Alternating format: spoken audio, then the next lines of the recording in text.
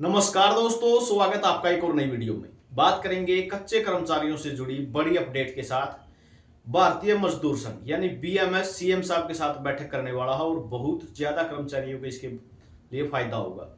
सभी कर्मचारियों को जो है आह्वान बीएमएस की तरफ से किया जाएगा।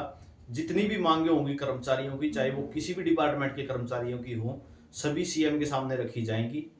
और चैनल पर आप नए हैं तो चैनल को सब्सक्राइब जरूर कर लेना, आपको हर जानकारी मिलेगी। साथ में जॉब सुरक्षा के दायरे में अगर आ रहे हैं तो व्हाट्सएप ग्रुप अपना लिंक डिस्क्रिप्शन में दे रखा है। और हरियाणा कौशल टेलीग्राम ग्रुप से जुड़ना चाहते हो तो लिंक उसका भी डिस्क्रिप्शन में दिया हुआ है। तो क्या कुछ होगा, क्या कुछ मांगे रखी गई है मीटिंग में, किन किन कर्मचारियों को इसका फायदा होगा, कंप्लीट इसके बारे में डिस्कस करते हैं। सीएम नायब सिंह सैनी कल बीएमएस के साथ करेंगे मांगों पर मंथन। सचिवों से मांगी गई पहले की बैठकों की रिपोर्ट, जितनी भी बैठक हुई है सारी रिपोर्ट मांगी गई है। भारतीय मजदूर संघ के साथ सीएम नायब सिंह सैनी 1 मार्च को बैठक करेंगे भाई, ठीक है। बैठक में सभी प्रशासनिक सचिव हैं, जो जितने भी डिपार्टमेंटों के सचिव हैं सभी को बुलाया गया है। उनसे पिछली बैठकों के बारे में भी रिपोर्ट मांगी गई है, ठीक है। सभी डिपार्टमेंटों के सचिव बुलाए जाएंगे। अब मान के चलो ट्यूबवेल ऑपरेटर वाले हैं तो ट्यूबवेल ऑपरेटर वाला डिपार्टमेंट के चाहिए, ठीक है। सफाई कर्मचारी हैं तो पंचायत डिपार्टमेंट वाले चाहिए। तो सभी सचिव जो है बुलाए गए हैं वहां पे। संघ ने सीएम को प्रस्ताव प्रतिवेदन भेज दिया है। सर्विस एक्ट 2024 के लिए जो है सरकार का धन्यवाद किया है। साथ में अपनी मांग भी भेजी है। सबसे पहली मांग क्या है? जॉब सुरक्षा का आपने पत्र जारी कर दिया, ऑर्डिनेंस बना दिया, एक्ट पास हो चुका है, विधानसभा में भी पास हो चुका है। सबसे पहले यही मांग है कि जॉब सुरक्षा दी जाए, ठीक है। डिपार्टमेंटों ने जो पत्र जारी नहीं किए हैं वो पत्र जारी किए जाएं। उसके बाद बात है जिसमें 12 सितंबर 2022 और 15 व 18 मई 2023 को सरकार के साथ हुई वार्ता में हुई समझौतों को लागू कराना शामिल है। मांग कि सभी विभागों के कर्मियों को बोनस मिले, न्यूनतम वेतन का निर्धारण हो, कंप्यूटर लैब अटेंडेंट और ग्रामीण ट्यूबवेल ऑपरेटर एवं एक्टिविटी एवं वर्कर ऑर्डर के नाम पर रखे गए सभी कर्मचारियों को राहत दी जाए। सबसे पहले तो क्या है, बोनस वाला सिस्टम होना चाहिए, ठीक है।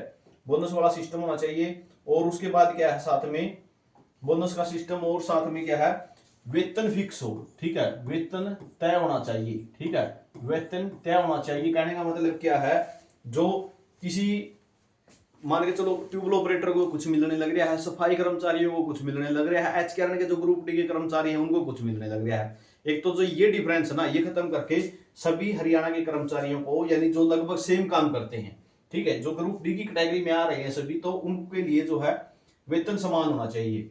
और खेतड़े एवं यमुनानगर थर्मल के 12 जून 2023 को हुए समझौते को पूर्ण रूप से लागू कराया जाए, यानी जो पीछे वादे किए गए हैं वो पूरे किए जाए। सफाई कर्मचारियों की सैलरी बढ़ाने की बात कही है तो उसको बढ़ाओ भी, ठीक है। सभी पावर प्लांटों के कर्मचारियों को ठेकेदारी प्रथा से मुक्त करवाया जाए, ठीक है। और जो ये हैं ग्रामीण ट्यूबवेल ऑपरेटर हैं, ठीक है, सफाई कर्मचारी हैं, इनकी जो समस्याएं आ रही हैं, साथ में जो अटेंडेंट है, एलए कंप्यूटर है जो लैब, और साथ में जो मिड डे मील वर्कर हैं, ठीक है, उनके और भी ध्यान देना चाहिए इनको। साथ में बात करें एचकेआरएन में पोर्ट किया जाएगा, ठीक है। जो ठेकेदारी प्रथा पे लगे हुए हैं, अभी भी बहुत से कर्मचारी ऐसे हैं जो ठेकेदारी प्रथा पे हैं, तो उनको जो है एचकेआरएन में शामिल किया जाए। स्कूलों में पार्ट टाइम कर्मचारी लगे हुए हैं, एजुसेट स्वीपर को, एजुसेट चौकीदार हैं, स्वीपर हैं, वो 12 महीने का वेतन दिया जाए। मृत्यु होने पर 3 लाख की आर्थिक सहायता भी दी जाए। ये बिल्कुल जरूर किया जाए भाई, ठीक है, क्योंकि सेवा के तहत लगा हुआ है, ठीक है। वो अगर कोई भी कर्मचारी लगा हुआ, चाहे कोई से डिपार्टमेंट में हो, चाहे ट्यूबवेल ऑपरेटर की बात हो, एजुसेट चौकीदार की बात हो, ठेकेदारी प्रथा में लगा है, वो काम किसके लिए कर रहा है? वो काम किसके लिए कर रहा है? सरकार के लिए कर रहा है, ठीक है, सरकार के लिए कर रहा है। अगर उसी टाइम, ठीक है, उस काम के दौरान, ठीक है, उस काम के दौरान अगर उसकी मृत्यु होती है तो 3 लाख की जो आर्थिक सहायता दी जाए, ऐसा बिल्कुल प्रावधान सरकार को जरूर करना चाहिए। क्यों? क्योंकि वो जब उसने अपना मृत्यु को ही, अपना मतलब शरीर ही छोड़ दिया, तो इससे बड़ा कोई काम नहीं हो सकता, ठीक है।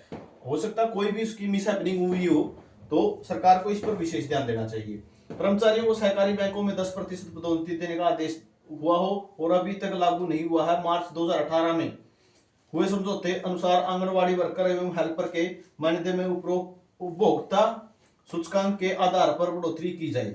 अन्य मांगे भी उठाई हैं।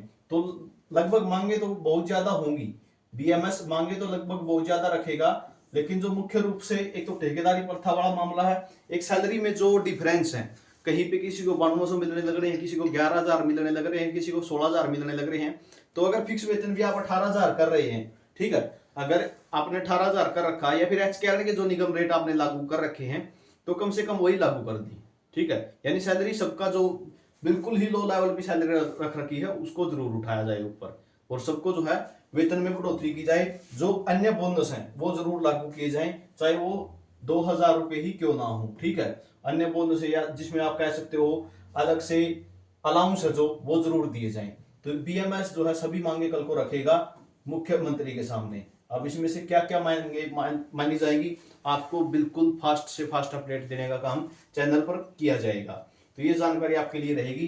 बीएमएस सभी की मांगे रखेगा, चाहे वो कंप्यूटर लैब वाले हों जो एलए हैं, ठीक है, या अटेंड जो भी ग्रामीण ट्यूबवेल ऑपरेटर हैं, एक्टिविटी हैं, वर्कर हैं, ठीक है, या फिर जो पावर प्लांटों में लगे हुए कर्मचारी हैं, चाहे खेतड़ के हों चाहे यमुनानगर थर्मल के हों, ठेका प्रथा में जो भी कर्मचारी लगे हुए हैं उन सभी को एचकेआर में मांग लेके आने की मांग की जाएगी। साथ में जो आंगनबाड़ी वर्कर हैं और जो स्वीपर हैं, एजुसेट चौकीदार हैं, इन सभी की मांगे जो है बीएमएस की तरफ से रखी जाएगी। और जैसे ही अपडेट होगी आपको अपडेट कर दिया जाएगा। चैनल को सब्सक्राइब करके आपके सामने जो घंटी का बटन है उसको जरूर दबा लेना ताकि हर जानकारी आपको मिले। वीडियो आपने देखा इसके लिए बहुत बहुत धन्यवाद। आपका दिन शुभ हो।